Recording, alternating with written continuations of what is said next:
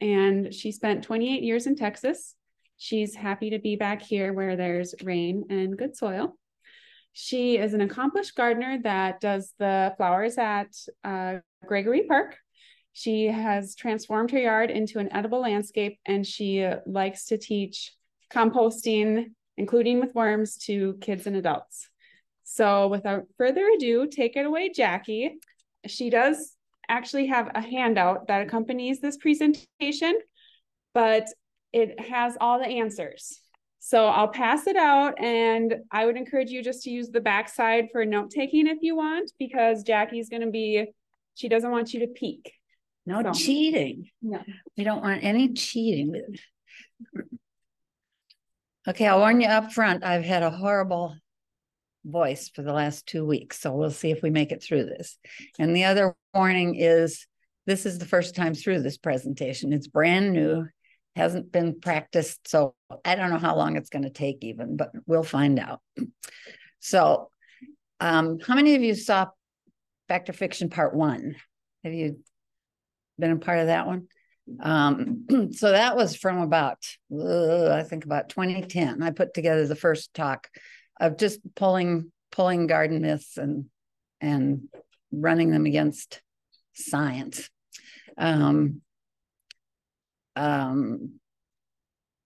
It's a lot of fun. It's a great presentation. And everybody said, oh, do more. And it's like, yeah, but it's a lot of work to do more. But finally I decided, okay, we're going to do more. So this is Fact or Fiction Part 2. So just a little background of what's going on. So extension, the Master Gardener program is part of the University of Minnesota Extension System. So extension is the delivery of research-based information to those who can actually use it. Doesn't matter how much the guys in the ivory towers know. If they don't get that information out to us who are out on our hands and knees in the garden, then it doesn't matter how much they know. So our job as extension volunteers is to get that information out to you. The trick is to get good scientifically based, researched information out, not just hocus pocus. So we take the common knowledge, the opinions everybody knows. My grandma always did. I see it at the strip mall. This is how they do it. And then we're going to rub that up against the research-based science. And research-based science, peer-reviewed science, means that if you do the research in your lab, then you can take your results and your description of how you did it, and you can replicate it, and you can replicate it, and you can replicate it. And then that'll help us know if it was just some magic that you did that made it work, or if it's truly something that works. And you also do it against controls. You don't just, give your Epsom salts to every tomato plant. You have the ones that do and don't have, and then you're doing all sorts of measures. So it's a lot of measurement and statistics and math. So we take these two things, and where they intersect, we say that leads to a best practice. So that's what we're going to look at today, are best practices. You don't have to do all of them. You'll just know you're doing it wrong. Okay, so what is a myth? It's something that everybody knows. Like I said, everybody does these things. Maybe it's natural and safe, so therefore you should be doing it. It's cheaper. You won't have to spend so much money if you do these hocus pocus things. It's new and improved. Don't throw out all the old ways. Let's do it this new way. But there are a few rules to remember for today's presentation. Don't kill the messenger. That's me. I'm just reporting the research. I didn't make all these rules. I don't even follow all the rules necessarily, but I'm here to share them with you. Plants and people have different biologies. Just because you want to eat something doesn't mean your plant should be fed the same thing. Natural and organic does not always mean safe. Hemlock is natural and organic. Cyanide in the peach pits, that's natural and organic, not safe. Consider the placebo effect for all of us. If we do something, then it must have added value. It must have added a benefit. So of course that geranium looks healthier because I did this to it. So that's why you need to have a control group. You have the ones that you didn't do it to and the ones that you did do it to. So you can take out the placebo effect. And then, as always, master gardeners famously always say, get a soil test. Before you start adding things or subtracting things or spraying things, whatever, you need to have a soil test to know what you're lacking in your biology. So my interest in myths started with Jeff Gilman. He was a horticulture professor down at the St. Paul campus. He was one of our guest speakers at one of our expos years ago. And he had just come out with this book, The Truth About Garden Remedies. He is not a Jerry Baker fan. And it just irritated him that Jerry Baker was making millions of dollars selling his books. And Jeff just knew that most of the things in those books were complete baloney. So he set out to prove that a lot of them were wrong. And he does. And this book is actually a very good read. And most of Myths 1 was based on a lot of things in this book. It's a fun read. It's a good book. And he's got a good personality. He also has a I don't know if you'd call it a podcast. Yeah, maybe podcast. He's now down in North Carolina, but he's got a podcast on, and he and his buddy pick out different, like they'll talk about pineapples, or they'll talk about lychee nuts, or they'll talk about different topics. So if you can find that, they laugh a lot while they're doing it, but you can learn a lot about different individual things that grow. So Linda Chalker Scott out at Washington State University Extension, she was writing a column for like a regional horticulture thing. And somebody said, oh, you should pull those together into a book. So she did. And that was The Informed Gardener. And this is also an excellent read. She still does a lot of myth busting. And she has, if you've ever, you get the mailings for the great courses. I get one about once a week. And some of those great courses are really good. But she has put together one called The Science of Gardening.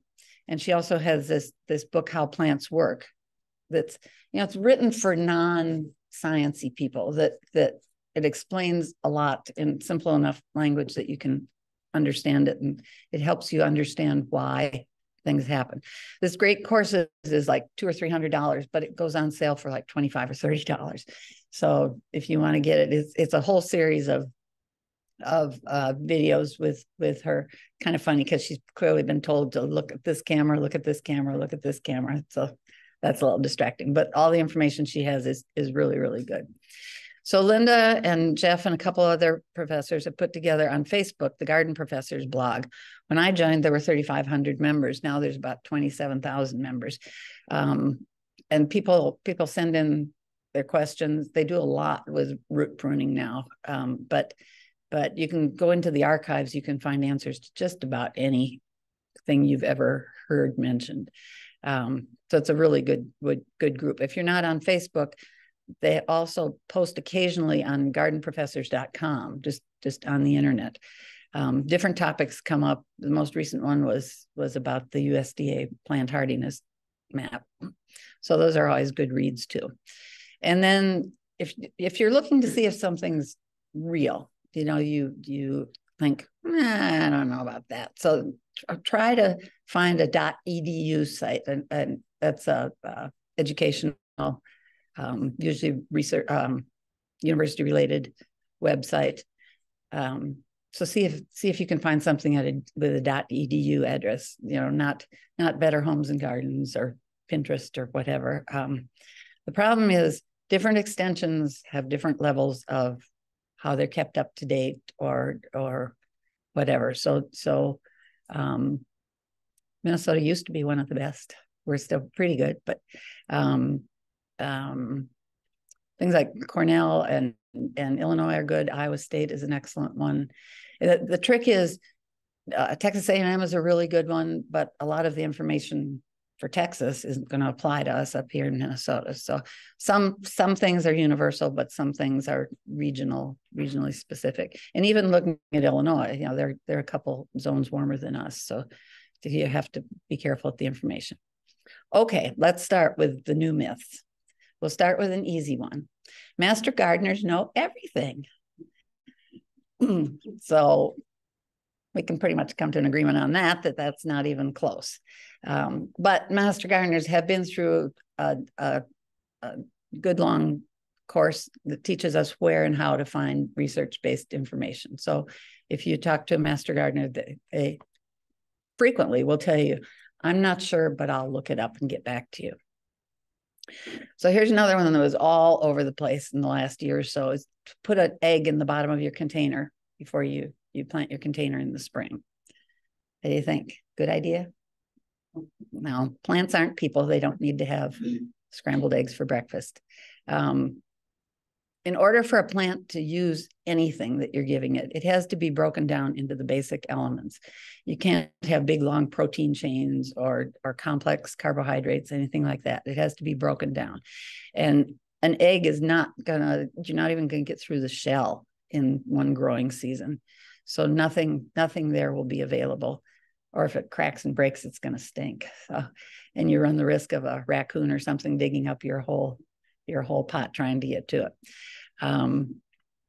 And you'll be surprised when you dump out your pot at the end of the season, you'll have that whole egg still sitting there in the bottom. Okay, so here's another good one. You should sow your warm weather annual seeds when you can sit on the soil with your bare bottom comfortably. So what do you think? Have you tried that? No, I haven't tried that one. I just found this one.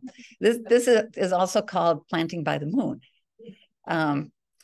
Well, we'll move on to that in a second. But first, I have to remind you that the first Saturday of May is always Naked Gardening Day, Worldwide Naked Gardening Day. So you might want to put that on your calendar for next spring so you don't miss out. Okay, so back to the seeds. Actually, that's a fairly true saying, that you want the ground to be at least 55 degrees for most of your annuals to sprout. If you put your seeds in too soon, they'll probably rot. They'll just sit there. They'll get soggy, or they'll get eaten by some critter. So if you wait until the ground is 55, 60 degrees, then you should get some sprouting. And you could probably sit there for a while at 55 degrees. Another way for us to know around here is our lilacs tend to bloom when the soil hits 55 degrees. And that's also when crabgrass sprouts. So if you're going to put down a pre-emergent, we say to put the pre-emergent down when the lilacs start blooming. If you do it too late, you don't get any effect. If you do it too soon, it might have washed away. So when you can sit on the ground, you'll be fine. Okay, here's a very common one that probably most of us have used. Use cardboard to kill the weeds. What do you think?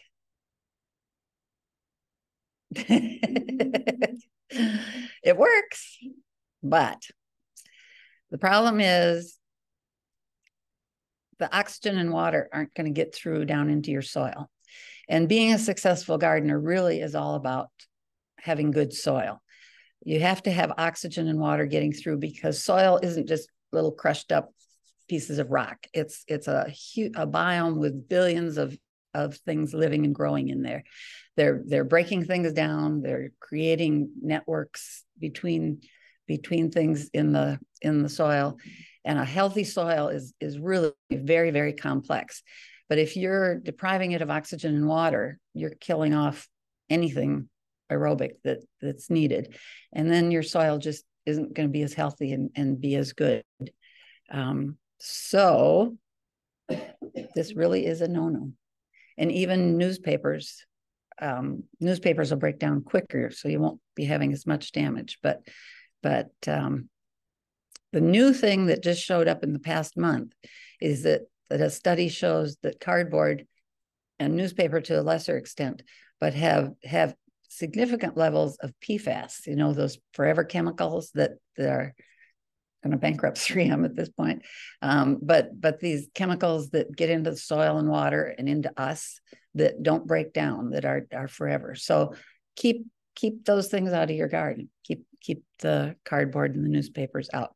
The better way to get rid of weeds, the suggested way is to scalp the area that you want to get rid of the weeds. Just mow it as low as you can, and then put anywhere from like 8 to 12 inches of wood chips on top.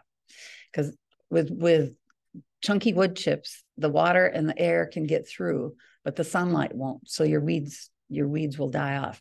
And within one growing season, you can even start peaking after a month or so. You should have a pretty successful killing off of what you want to under all those wood chips. And then you'll have all those wood chips for mulch too as you go on. So speaking of wood chip mulch, this is the size of chips that are really good to have, great big chunky ones. So you'll hear people say, oh, but if you put wood chips on the soil, they're going to rob all the nitrogen. And it's not true. They will, the nitrogen, well, as things break down, it does require nitrogen. But the breakdown is only going to happen where the soil is actually touching the chip. So it's only going to be that very thin interface right there. So it really isn't going to be stealing much nitrogen out of your soil.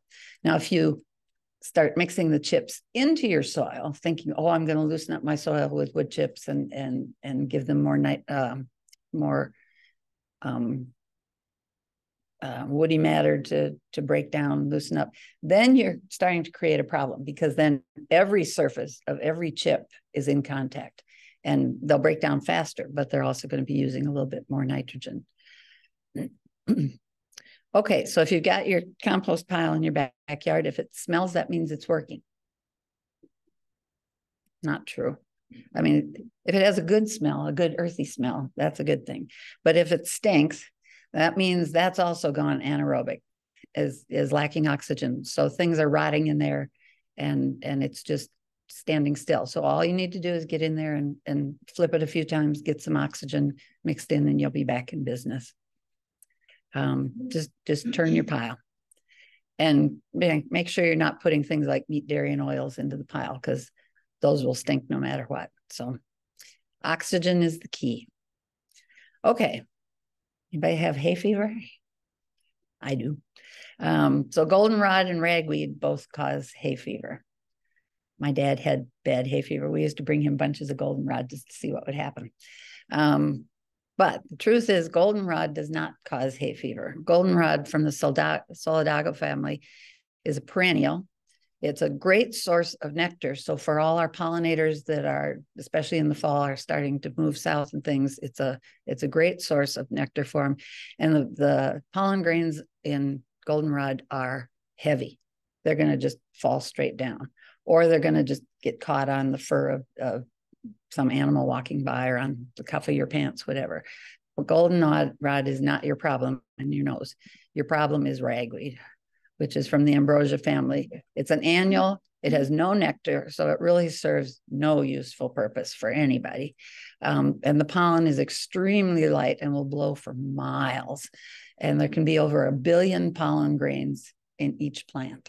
So that's why when we see these roadside stands of ragweed, just start sneezing, because it's what's going to happen. So clear out if you cut your ragweed off before it gets to seed, then you solve most of the problem. But ragweed is our problem in the fall. Okay, so no mow May is another weed issue, weed and pollinator issue. So this has gotten fairly popular. Anybody tried no mow May? So there are issues with no mow May. The theory is that you're creating habitat and flowers and food source for the early pollinators. When the snow has just melted and the bugs are starting to come out of their hiding places or hatching out the eggs that were laid, they need something to eat. And a lot of our things don't start flowering until later. So if you let the weeds go first, then there's something there for them to eat. The problem is, and white clover is actually one of the best things. So if you've got white clover going, that's a good thing for nectar and pollen. The problem is dandelions, which are also one of the first things to show up, are low in protein and have little nectar.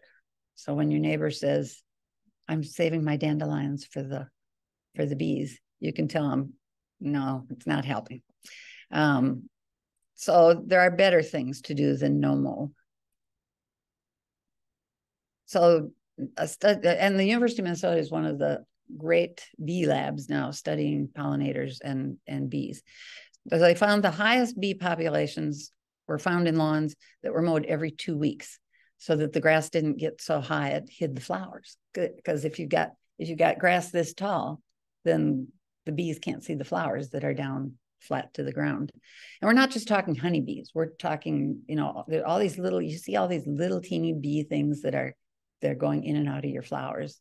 Those count as bees too. So every 2 weeks, just mow it down so they can see the flowers. And anytime you mow, summer or anytime, you should only remove 1/3 of the height of the turf. So if you let your grass grow all month and it's 12 inches, you should really only take off 3 inches. So 4 inches. So now you still got 8 inches to deal with, and you want to get your lawn down to somewhere in the 3-inch level. So you're going to have to make a couple of passes, which is as much work as if you'd done it every 2 weeks at the beginning. And then if you have all those great big pieces of grass, you're going to have to rake those up because they're going to smother the lawn. So mowing occasionally is going to be actually more efficient for you and better for the lawn. If you get behind on your mowing and the weeds take over and start seeding and everything, then you might end up with more weeds than you would have had. Then you're going to start pulling out the weed killers, and that's going to be worse for the bees than if you'd never done anything in the first place. So we're trying to avoid herbicides as much as we can. So better mow occasionally, plant early pollinator plants and flowering ground covers to provide food. What people are doing that's really more effective is if you've got your green lawn and then you've got your shrubs and whatever, plant a border, plant like a 1 foot wide thing of white clover or of some other thing that blooms early. There are lists of early pollinator plants all over the place. But make that border, then the things will have plenty of opportunity to get food. And to tell you the truth, Creeping Charlie is one of the really good things. So if you just want to let your Creeping Charlie go, you're helping the pollinators. Okay, so still talking about lawns. Fertilize your lawn 4 times a year. What do you think? That's a lot. I think we used to do that, but the recommendation now is you just need to fertilize once in September. Again, if you're having things going on in your yard, you can do a soil test and find out if you need more. But once in September, while the grass is still green, it's metabolizing, and then all of that will be stored in the roots when the grass freezes. So then it's in the roots when the grass starts growing in the spring, and the grass will be ready to go in the spring because the roots are full of the nutrients. If you insist on fertilizing twice, or if you didn't fertilize in the fall, then late May, early June is the best time up here. And then again, do the September one. If you're really into it and think you need to do it 3 times, May, June, you can add an August one, but don't do August if we're in drought conditions, because a stressed lawn should never be fed. When you've got the flu, you don't want a steak dinner. So just wait until the rains are coming. Do the soil test, wait till it rains. Sweep up any fertilizer that gets on the hard surfaces on your driveway or sidewalk or curbs, because that stuff is going to wash straight into the storm sewers and straight into the river where we don't want it, rivers and lakes. If the clippings aren't too long after you've fertilized and then you start mowing, then leave the clippings, or if you have a mulching mower, because then all that food that you just fed them is up in the leaves, and it'll fall back down and compost and feed the roots slowly over time. So you sort of get a double bang for your buck. So leave the clippings. Okay, how about urine as a fertilizer? It's high in nitrogen, all that ammonia that gives it its smell. Has a few salts in it. And back to Jeff Gilman, remember, who was disproving all these things. He decided to see. So one of his, if you go on YouTube too, you can find Jeff Gilman videos. And there's one where he comes into the lab with his Erlenmeyer flask full of urine. I think it's fake, but his lab assistant is like, and they start measuring. And if you dilute it with enough water, it's actually a really good fertilizer. So if you want to start collecting, So old urine, or it can be fresh. Fresh, as long as you dilute it. You got to go. Kathy will put you on it. Okay, so the proof is in the dog circles in your yard. I don't have a dog, but everybody's seen these in the yard.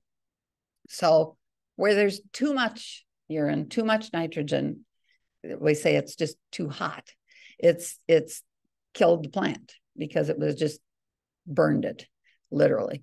But then you start seeing the Goldilocks ring around it that's the just right amount, because as the nitrogen started moving out in the circle, diluted by water, you hit that ring where it's the perfect amount for fertilizing the grass. So that's why you get this ring of really lush growth around the dead spot, because that's the Goldilocks amount, just right.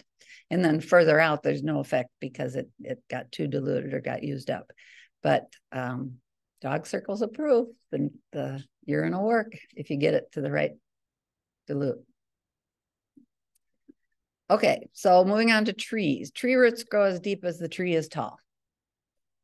You know, some of our big trees up here, their roots must go to China by now. But we know that's not true, because after every big windstorm, we see something like this, where it's like, where's the roots? But the science shows that most roots go only 12 to 36 inches deep. Because if you think of going way deep, there's not oxygen and water down way deep. The oxygen and water are going to be out. So roots tend to grow out, as you can see in this diagram. So we have the tree canopy, all the leaves. And then if you draw lines straight down, anything under that is considered within the drip line, because the rain that hits up there is going to splash off or stay on the leaves and get dehydrated or blow out, whatever. So the good rain is going to be all out here beyond the drip line. Well, those fine little new roots all have to be collecting the rain. So they have to be out. So they're constantly moving out. So you can have the roots of a tree can go out to 4 times the canopy. So if you've got a canopy that's like 10 feet diameter, you potentially could have roots going out 40 feet. That's a long ways to go, but you can see this big old tree, its roots were going out at least this far. And then because this probably happened after the ground was already saturated, so it's loose already, and then the big wind comes and over it goes. Now down in Texas, we had pecan trees. I lived on the wrong side of the interstate, but a pecan tree has a big, deep taproot that goes way down deep, because it's in Texas, it's desperately looking for water. So those trees don't tend to do this tip over. They just snap off. So you're left with the trunk standing.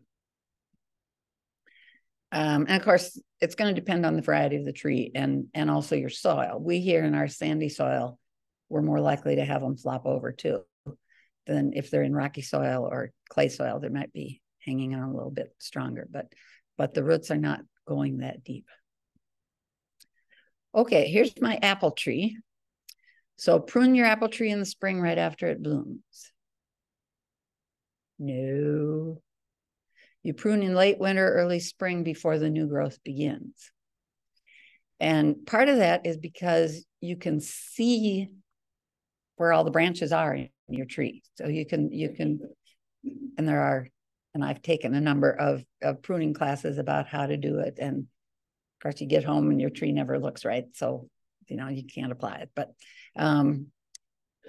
you do it before anything leaves out. But the main reason you do it so early is because we don't want to spread fire blight, which is a bacterial infection, very, very common to apple trees.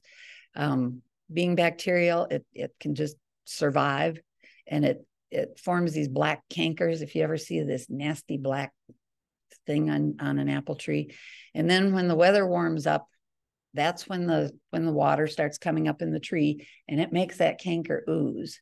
And when it oozes, there's sugars in it, so that attracts bugs and even birds that are coming. And then, they go from branch to branch. Now they've just spread the bacteria all throughout the whole tree. So the idea is to minimize having those cankers and having open wounds that can get infected. So you want to prune before the tree starts growing. Best time is like February, March. Now, of course, our problem is February, March. You can't get to half of your apple trees. And I finally decided to bite the bullet and have an arborist come in and get mine back in shape. And last year was the second prune on it. And he actually could stand on that snow that had the ice layer. He said, I've never pruned an apple tree just standing here without his lift or his big ladders. He just stood there, and by hand he could reach the whole top of my tree because the snow was so deep. So hopefully that's unusual, but fight your way in there in the early spring. If you ever see cankers on your tree, take those out anytime though. Get in there, and if the canker is at this section, then cut back here several inches back so you're sure you get all of it, and then bag that up, bury it or burn it. Don't put it in a compost pile. Don't just leave it laying around because it'll still ooze. So don't spread the fire blight. And there are fire blight resistant cultivars that are the best thing to plant, just so you're less likely to get this. Interestingly enough, Honeycrisp and Zestar are not near the top of that list. I would think they would have put more of that into the newer varieties, but that's one thing to check if you're out planting a new apple tree. Check for fire blight resistance, because it is a thing around here. Okay, still pruning. How about lilacs? This is my lilac. Prune them right after they bloom. Yes, that's true. Deadhead them as soon as they're through blooming, and then do the pruning within 2 to 3 weeks after the bloom fades, because the lilac will start setting its buds for the following spring right away. So if you prune in August, and I have neighbors who've done that, and then they complain they didn't get flowers this spring. Yeah, that's because you cut off all the buds when you pruned in August. So I know there's a million other things to do in the spring, but if your lilac needs pruning, you got to get after it. And also don't apply a whole lot of high nitrogen fertilizer around lilacs, like your lawn fertilizer, because you'll get bushy, lush green lilac bushes, but they won't have as many flowers. So try to keep the lawn fertilizer away from the lilac. Okay, so now we're doing all this pruning. We need to sterilize our pruning shears. If you're cutting into those cankers, you got to make sure you aren't spreading it to the next tree. Bleach is not your friend. Bleach will sterilize it, but it's also going to eat up your metal shears. And once you get little microscopic pits going, then more dirt and bacteria pathogens can get into those little pits, and it's even harder to clean. So don't use bleach. Plus bleach, you've got to have whatever you're sterilizing with, you have to be taking with you as you move around your garden. So, to be carrying a container of bleach, even a watered down container, if you spill it on you, on your skin, on your eyes, on your clothes, you'll know about it forever.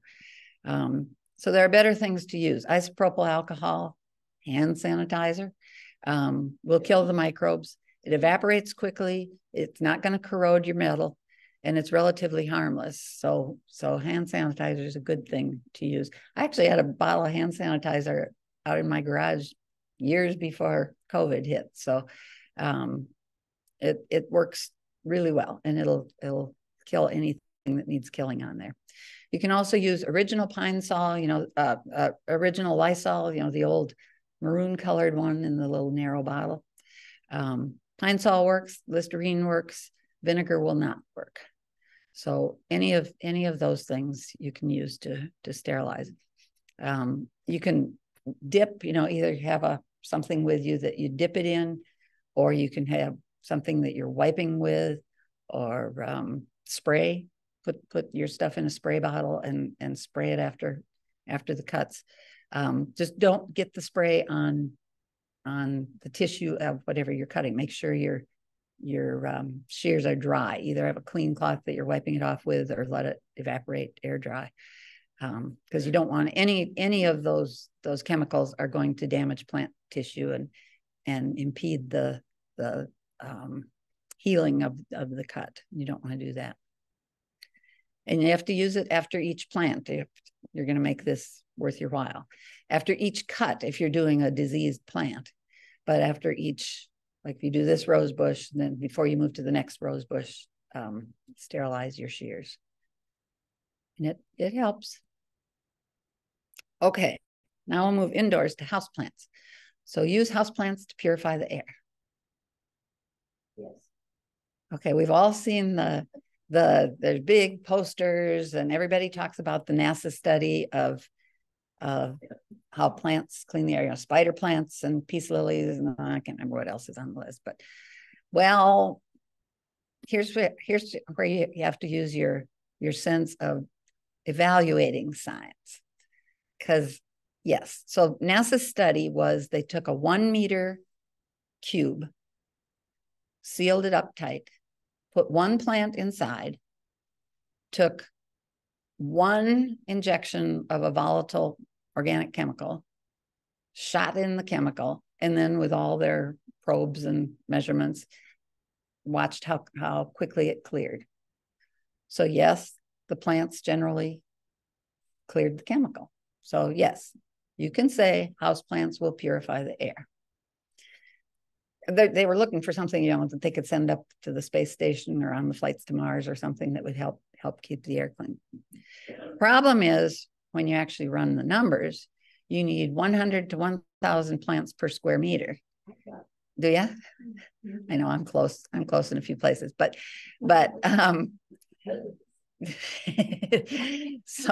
so that's every square meter in your house, which doesn't leave room for you or the furniture or the bed or the kitchen or anything else. So yeah, so this is where we say science is not lying to you. It clears the air. Now, realistically, move the needle on the dial for the air you're breathing? No. So enjoy your plants. They're just not giving you perfectly clean air. Opening the window will be far more effective. Okay, so now we're sticking with the houseplants. Houseplants get dusty, dirty, whatever. So clean your houseplants with, and you can just keep reading these as they pop up. And this is only a partial list. When I Googled clean houseplants with, and every magazine, everything has an idea of what to clean your houseplants with. And if you go to the nursery, they'll sell you something to clean your houseplants with.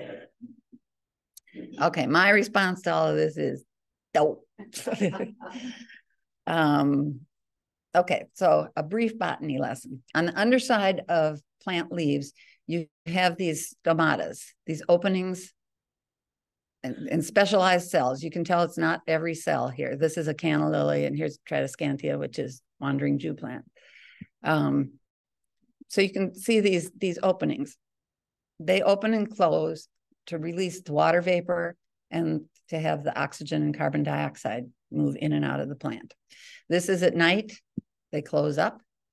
During the day, it opens up. And then depending on how well hydrated the plant is and how bright the sun is, how fast the photosynthesis is going on, this will open or close. So if you are putting products on your leaves that are going to clog up these holes, you're going to really goof up the photosynthesis and the health of that plant and its ability to grow. So don't use anything oil, the waxes, what do we have, oil, olive oil, any of those things. And really the plant shine products, those tend to be waxes, because that's what makes those leaves so shiny, is that they're waxy.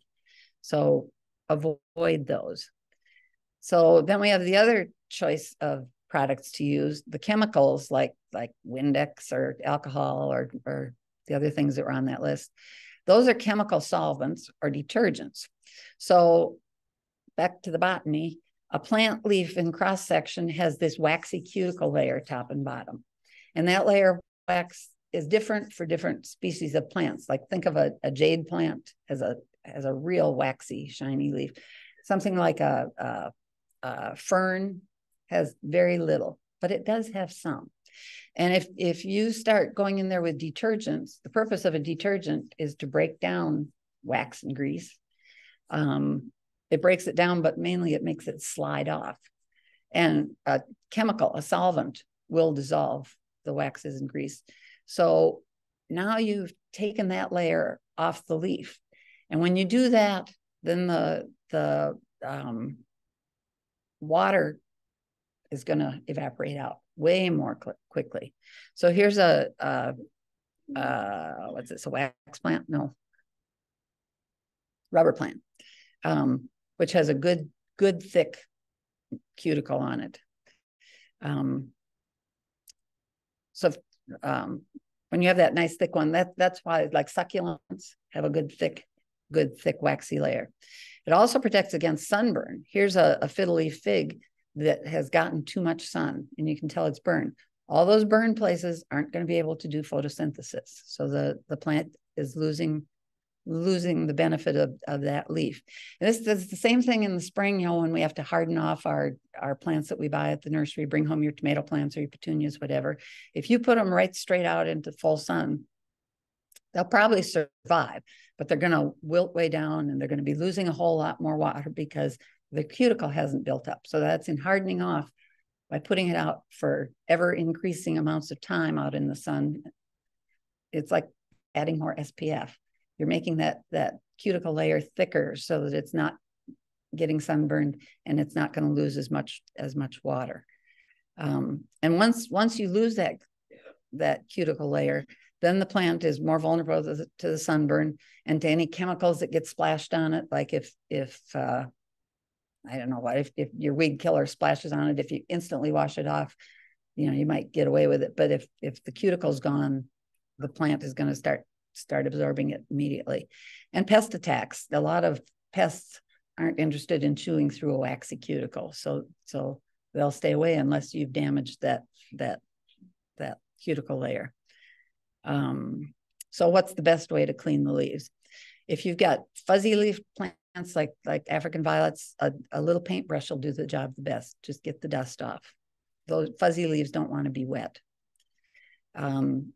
If your plants are small enough, put them in the tub, give them a shower. Make sure you get the undersides too. If they're really small, you can do it in the kitchen sink. If they're too big, get a microfiber cloth, just water. We're talking about just water. Support the leaf with your hand, and then do especially the upper side, underside if you can. Just clean it off. And because a lot of these other things that were on that list, they'll leave a film that's actually going to attract dust. And now your leaf is going to end up dirtier than it was in the first place. So just rinse things off with water, clean them off gently with water. Okay, this one keeps popping up in, I don't know, it's my Facebook or something about adding salt or adding Coca-Cola to your plant and then it'll miraculously be perfectly well. Of course, that's complete baloney. Salt is going to mess up the osmotic pressure in those plant cells because salt pulls water away. So once you're pulling the water out of the plant's going to wilt and die. It's certainly not going to get healthier. And sugar, plants make their own sugar. That's what photosynthesis is. And if you add sugar, it's going to get in there, like, turn into corn syrup or something, and it's just going to clog all those water pathways inside the plant. So don't do anything like this. Now, the one exception that's not exactly this, but there's a study that shows you can use plain club soda, that has some trace elements in it. Don't use that every time you water, but if you think, oh, nothing's helping my plant, you could give it a splash of club soda and see if that brings it around, but whatever. Okay, so now here's a plant with crispy leaves. Does this plant need more water or not? Well, at church, we've got a whole bunch of, somebody at church decided to keep watering our plants, and they were all standing in water, and they all look like this. So the problem is the symptoms are the same for too much water or too little water. So water, of course, is like the lifeblood of a plant, and it's what takes the nutrients from the roots up to the leaves and then back down. So if you don't have water, nothing can move. So if you haven't been watering the plant and it's too dry, obviously nothing can move because it's too dry. But if you've overwatered and the plant is standing in water and there's no oxygen in that soil because it's saturated, all the little pockets that should be full of oxygen are now full of water, then nothing can move because the roots are going to die. They're going to rot and die. And if you don't have viable roots, nothing's going to move. So you get the same exact symptom up on top because the nutrients and the water don't get up to the roots. So how do you know which one it is? You stick your finger in, and you don't water until things are dry up to like the second knuckle. And do not ever let your plants stand in water because all those holes, all those spaces fill up with water. You got to have oxygen at the roots. Okay, so you bought a nice little plant and you want a big plant. So stick it in the big pot and let it go. No, because if you have all that extra soil around there, all that extra soil is going to hold all that extra water. And as the plant is using water, the water is still going to flow in towards the plant and you're going to get root rot again. So don't go big too soon. Some plants actually like to be a little bit root bound. Once they feel secure in the pot, then they'll start growing more up above. So don't repot until you see roots poking out. Or if you're trying to water and you're pouring water in and everything just runs right out because the soil is just too full of roots, then that's, you need to repot. And only go up by like the next pot size. So for smaller pots, it would be 1 to 2 inches. And we're not talking 1 to 2 inches on each side. 1 to 2 inches diameter increase. And for a bigger plant, if you're going up, just go maybe 3 inches more. But don't do what's in this picture. So succulents. I have to confess, I cannot grow succulents. I think it's partly I don't have enough light in my house, but it might be because I take too much care of them. But whatever, I've pretty much given up on succulents. But should you water them a tiny bit each week? No. It's better to let them dry out completely. Remember, they've got those nice thick cuticles, so they aren't going to just wilt overnight. Let the soil get really dry, then soak it and let it drain. That's the key, is let it drain. And then you should be good to go. More frequently have to water it if it's outside in the sun and not in the rain. And then less frequently, longer dry periods, once you're back indoors in lower light and in cooler temperatures.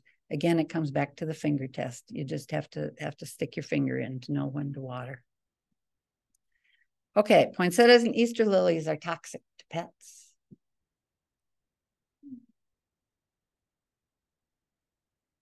Actually, poinsettias aren't. Poinsettias aren't. They may, that white sap may irritate the mouth, but it's not going to poison them. Holly and mistletoe are toxic. They're very toxic. Their berries are very toxic. And lilies, all lilies, but Easter lilies are very toxic. Even the pollen is toxic in lilies. So don't leave the pollen on the tablecloth, whatever, because if your cat walks through it and then licks the paw, it can lead to renal failure. But you should be taking those yellow pollens out anyhow, because they're going to get on everything, and the flower will last a little bit longer if you take that out. The effect isn't quite as bad on dogs as it is on cats, but keep the cats away from the lilies. Okay, and here's a Christmas cactus, true or false? Yeah. False. That's a Thanksgiving cactus. Oh. You'll see everything in the store now will be labeled Christmas cactus. It's yellow. Yay. Thanksgiving, so I thought it was red. No, there's multiple colors of all of these things. So the Thanksgiving cactus, which is what almost everybody calls Christmas cactus, actually has really pointy points on the leaves. So that's the best way to tell what you've got. You can see down here in the bottom. That's what most of ours look like. And they're blooming right now. If mine would have been a little bit bigger, because this picture back here is actually mine from several years ago. Now it's huge and it's covered in buds that are just starting to open. I was hoping it'd be warm enough to bring it so I could just show it off, but they weren't quite open enough yet to bring. So the Christmas cactus, which is fairly hard to find actually, has a little more rounded leaf. And the flower is a little bit different shaped. And then the Easter cactus, which is a whole different genus, has very rounded leaves. And I got one of those 2 years ago, and it's really pretty. It has really spectacular flowers. They're pointier and really nice color. So just remember there are 3 different kinds. So you can tell all your friends when they're talking about their Christmas cactus that no, you have a Thanksgiving cactus. And the Christmas cactus blooms a little. Most of the Thanksgiving cactuses are doing their thing right now.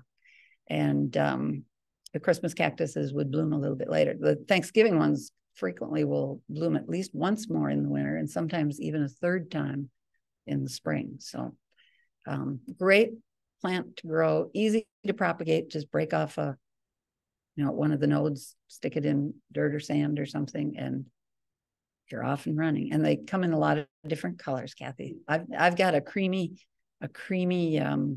Thanksgiving one, and I've got I've a pink Thanksgiving and a red Thanksgiving. But that's kind of the fun, is to propagate some, and then you can swap with your buddies if they have different colors. I'll take one of yours. Okay, last but not least, we'll talk about monarchs. So we all know the monarchs need help. So if you find a caterpillar, just leave it alone. Well, that's what we would expect, but it's not true. So there's been an 80% decrease in the population of monarch butterflies over the last 20 years. There's been a lot of climate change is part of it, the temperatures, a lot more pesticides, just because. The loss of milkweeds because of urban expansion and stuff. There's just fewer milkweeds out there. And then there was that horrendous freeze in Mexico a few years ago that they thought for a while maybe they'd lost the entire monarch population. But they're starting to come back. So we need to do what we can do to help them. Only 2 to 10% of monarch eggs that are laid actually become mature butterflies. That's a pretty lousy percentage. But we can get that up to 80 to 95% success if we will help protect them from their predators. So here's one that I did a few years ago. The pictures aren't too good because it's through the glass of the jar, but brought this guy in just a few days before this point. Have to have plenty of milkweed available. There's the chrysalis, which is so cool. Gets these gold spots. And then after he popped out, we released him outside, and he just sat up on the lilac for several hours. So yay, it was so exciting to have success. At the Northland Harb this spring, at one point they had 14 cats in their big zippered bin. So it's really good, and of course, great thing to do with kids. So what they need is a well-ventilated space. Don't put them in a little pickle jar. They had that big mesh tent. I think it's like for laundry or something. Or mine was a big giant pickle jar from church. Or if you have an old aquarium, put a piece of cheesecloth or screening over the top. Bright and direct light, not the sun glaring in on them. They'll get too hot. But if you can have it where the nights will be dark, so they think they're outside in nature. And they need the fresh milkweed every day. When they get up to almost ready to go, they may be eating a full milkweed plant every day. So you got to have more than just a few leaves available. And then they will poop out more than you can believe a caterpillar can do. So you need to clean that out every day. Put a few layers of newspaper in the bottom, and then you can just lift that out. But the frass does have bacteria and can have some diseases that could come back and ruin them. So keep it clean in there. You're saying you see one of those, you should take care of it. You can bring it in if you know. Right. If you know how to spot the eggs, you can bring them in when they're just the little white egg on the underside of the leaf. And when they first hatch, they're just like half an inch long, just teeny, teeny, tiny. But as they eat, they grow every day, sometimes by hour. You can watch them grow. Cut the whole plant, but take a piece of the plant with that, and then each day go out and cut some more off the plant and put that. And you can take, like, if you take a branch, you could put that in a little vase of water in there to keep it fresh. Or you could wrap the stem of the leaves in damp paper towels or something to keep them fresh. You might be able to get more than one day out of what you brought in, but you can't let them be without good milkweed to eat. But if you can get a 95% success rate, that's pretty good. And then the adult will show up about 10 to 14 days after the cocoon forms. So it's pretty neat. My cousin's husband was a plastic surgeon, so he's got leftover suture silk. And he has a really pretty artistic branch, twig, whatever you want to call it. And when he finds these out on his milkweed, he ties at the top with just one of his little fine stitches, and then ties it to this branch. And at one point he had 14 cocoons hanging on this. And then they hatch. And I go, whoa, aren't they flying around the house? He said, well, I can usually tell when they're about, and takes them outside. He said, occasionally I have to get out the net and get them off the ceiling to get them outside. But what a sort of a living art piece right in their living room. So, but yeah, the main goal is help them out, get them away from their predators and get them to adulthood. So 95% instead of 2%, that's pretty helpful. I don't know. I mean, just things, birds. They're just things that eat, and other I think small rodents even might eat. I don't know. Lawnmower. Yeah, lawnmower. Kids. Okay, so questions. Have we been collecting questions along the way? I have a few compliments, but no questions. Oh, good. Any questions from the people here? So this fall, of course, I'm seeing everywhere, someone grow with care, and you leave them. Someone are leaving. Right. Right. No, leaving a few leaves is perfectly good. It's because, with these temperatures, we really need to mow again, because the way to avoid snow mold in the spring is to be really short now. If you have a big thick mat of leaves, you absolutely have to take those off because they will suffocate the grass. So if you can get down to just, a few leaves scattered down the grass, that won't be a problem. But if you have thick leaves, they need to go. They need to be composted someplace or whatever. Yeah. Several passes with my mulching one, and then the last one, Yeah, because they'll break down if you have just a small amount. That's perfect. That's good nutrients back into the lawn. No, see, that's not a .edu site. I have my own personal fight with Bobby Jensen going, but well, to his credit, he finally, I think, has started reading some respectable sources, because he didn't used to. And he told me science doesn't know everything. And them's fighting words, but it's true. I mean, science does not know everything. That's what science is. Just like this statement, you have to test science, and science is always an ever ongoing growing thing. So, but you have to have good sources. Sure. In the summer, Huh? So I don't, but I don't hear it. Is that okay? Sure. Dehumidifier water is great because it doesn't have any minerals in it. Okay. And I also use rainwater. Always dirty because I can tell that the white buckets that it's collected. Yep. Yep. But all those things are still. Yep.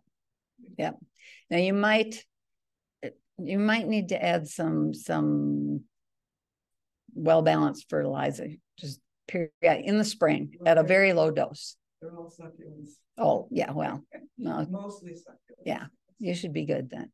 Yeah, rainwater's good, snow melt is good. I always went over in the winter when I would run out of my rain barrel water. I'd always go over to the unfluoridated tap over here, because fluoride is one of the things that gives you brown tips on the end of like your spider plants and palms and all those things. So by using non-fluoridated water, which would be rainwater and snow water and dehumidifier water, you won't get those brown tips. But now they've shut off that stupid tap. So I don't know where I'm going to get my unfluoridated water this winter. I'll have to be melting more snow. Any tips for dealing with neighbors? I mean, North stem. That's a golden class. I got over here fine lines yesterday that was leaves up and kept flowing. A lot of it's done. Well, I'm not done. It's done, you know. And the guy over here is young and he has untreated crabgrass. I think this spray will ask if I can spray. There you go. Neighbors. Oh, what to do about a neighbor who doesn't rake up the leaves on one side and the other one has a raging crabgrass field on the other side. Crabgrass is an annual, so what's there now will die out. But of course, the whole seed bed is there for next year. One of the best things for crabgrass is to get your lawn thickened up, get the turf grass thickened up. So if he would fertilize, it would get his grass growing. But yeah.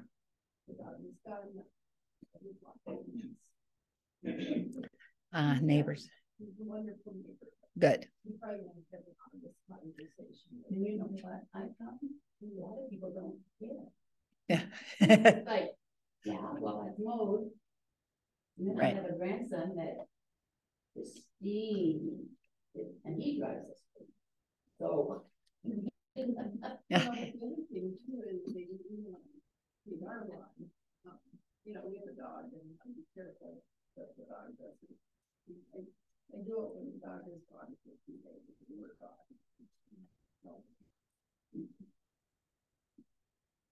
Yeah, neighbors. It'll take out most of his lawn, and he thinks of his lawn disappeared. Yes, neighbors can be a challenge. Anything else? Shut off the computer. Okay. So thank you. Well, thank you for coming. thank you. Okay.